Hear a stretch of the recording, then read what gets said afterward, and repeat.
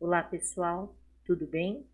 A nossa aula de hoje é sobre porífero. Então, nós vamos estudar hoje, começar com o primeiro filo do reino animalífero. Então, vamos lá. Os poríferos são as esponjas. Todas elas apresentam poros na pele, por isso o nome porífero. A maioria vive na água salgada. Tem representantes de água doce, mas a maioria vive na água salgada. Elas são sésseis, ou seja, elas são fixas, e elas vivem isoladas ou em colônias, tá? Então, elas podem viver sozinhas, como elas podem viver ligadas umas às outras fisicamente, que são as colônias. Elas não possuem tecido verdadeiro. Então, o que é isso? Tecido é um conjunto de células que tem a mesma função, certo? No caso delas, elas têm várias células, mas as funções são diversas. Então, não tem um agrupamento de células fazendo uma determinada função, formando um tecido. Não. Ela tem várias células, só que tudo espalhado. Então, isso não é considerado um tecido verdadeiro. Lembra que a ordem a organização do ser vivo é o quê? Um conjunto de células com a mesma função forma o tecido. Aí um conjunto de tecidos forma os órgãos. Conjunto de órgãos formam os sistemas. No caso da esponja, ela não tem tecido verdadeiro. Se ela nem tecido tem, então ela também não tem o que vem depois, que seria órgão e muito menos sistema. Tudo bem? Então, o que ela tem são células específicas dela, todas misturadas, com funções diversas. Então, isso não é considerado tecido. A simetria delas pode ser tanto radial, como elas também podem ser assimétricas. Quando elas estão em colônia, elas são assimétricas, tá? Antigamente, elas eram usadas como esponjas de banho. Então, elas têm uma sustentação, uma estrutura proteica, e que é um emaranhado de fibras que lembra realmente uma esponja, como essa esponja industrial que a gente usa. Só que antigamente elas eram retiradas da água, secava e todo esse emaranhado de proteína que sustenta é como uma esponja mesmo, e elas eram utilizadas como esponjas de banho. Algumas espécies produzem substâncias tóxicas e essas substâncias são utilizadas para fazer antibiótico e anti-inflamatório. Isso são algumas espécies. Elas apresentam células específicas, tá? Que eu vou explicar para vocês a função de cada uma.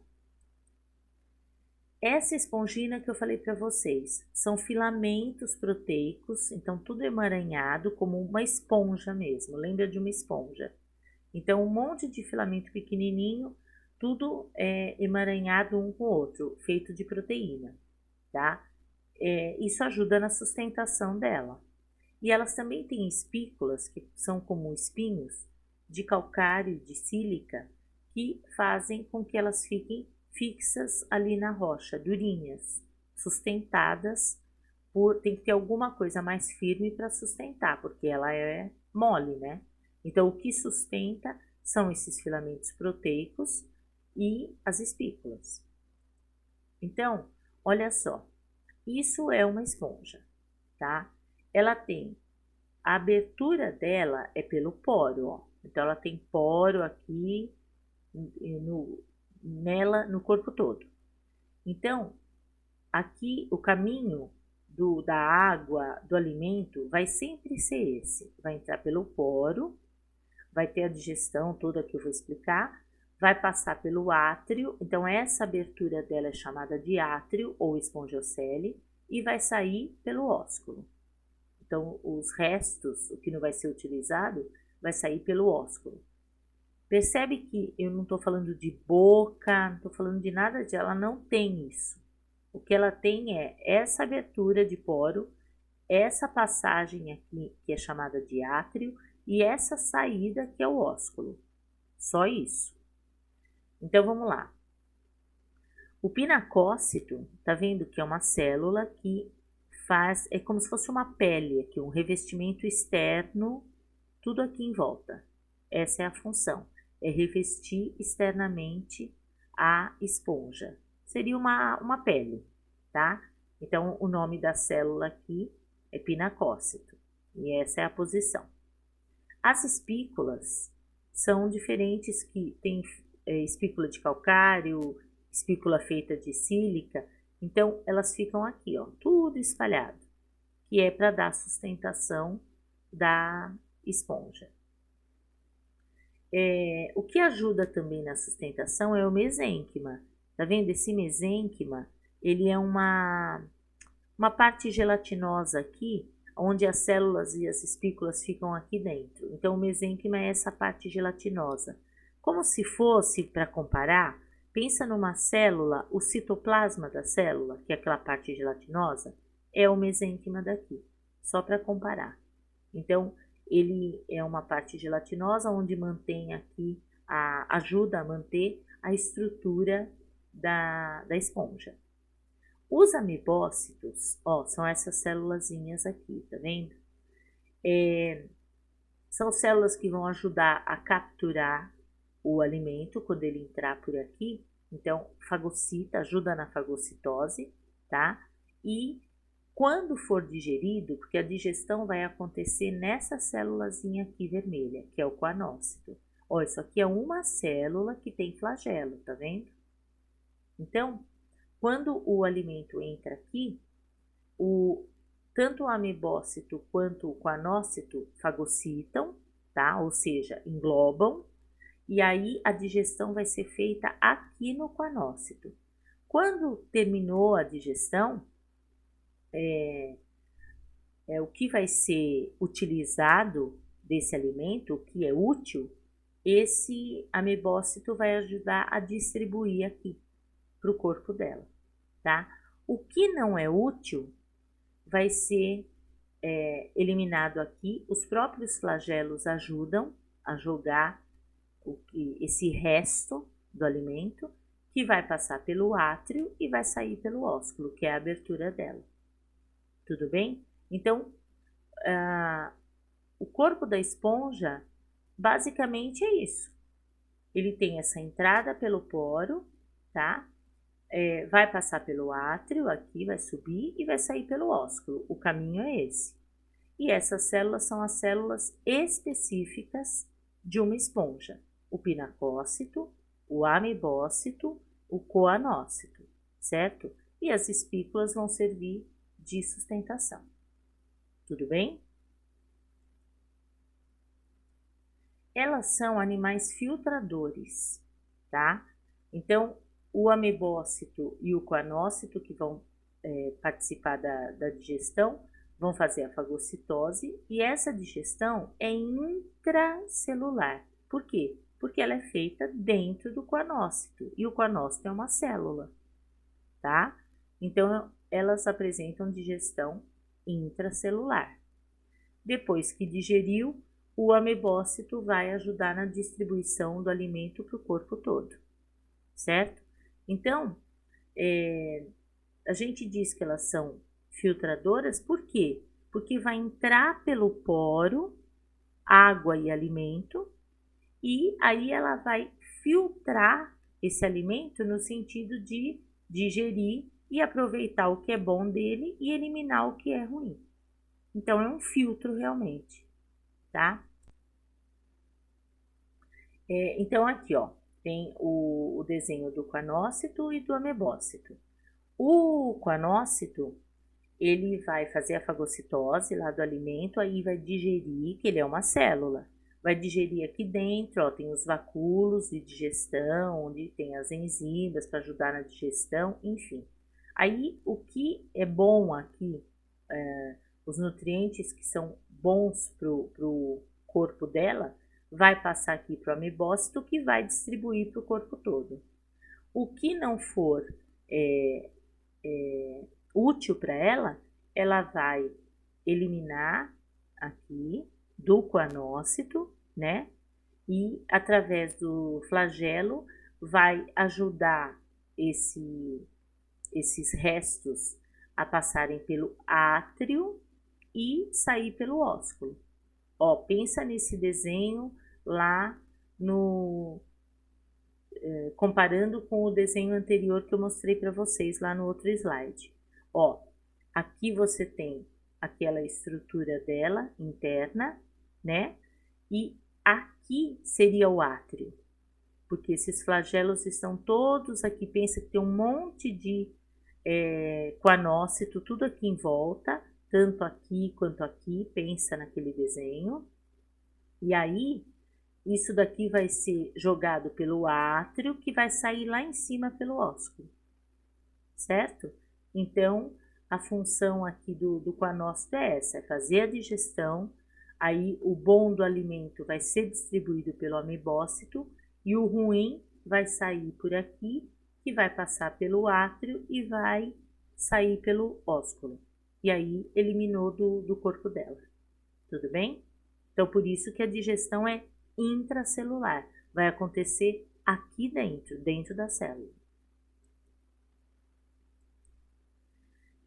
Elas não têm nenhum sistema, né? Então, nada para fazer a respiração, para fazer a circulação e nem a excreção, tá?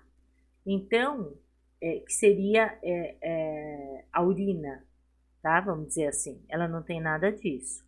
Então, tudo é feito por difusão. Difusão é quando passa da onde tem muito para onde tem pouco, certo? Então, por exemplo, vai passar, no caso da respiração, vai passar oxigênio de uma célula que tem muito para uma célula que tem pouco.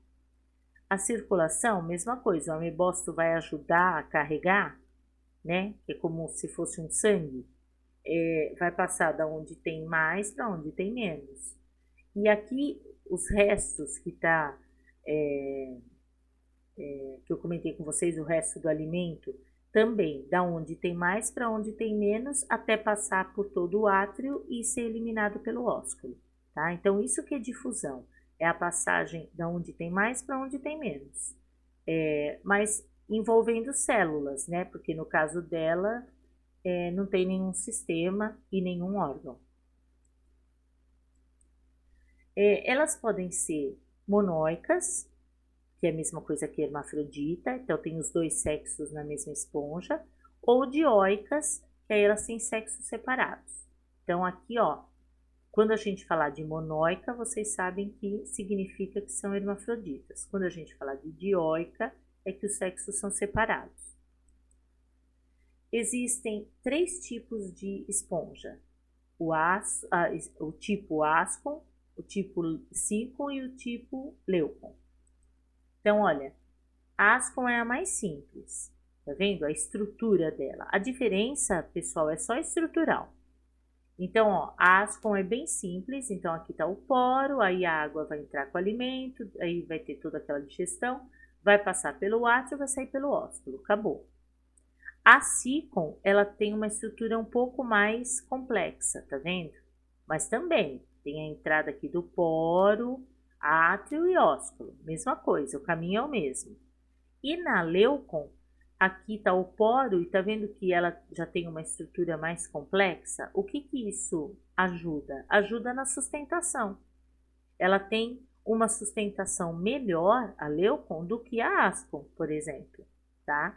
Mas é nesse sentido, o funcionamento da digestão, a entrada, a saída, as células, tudo igual.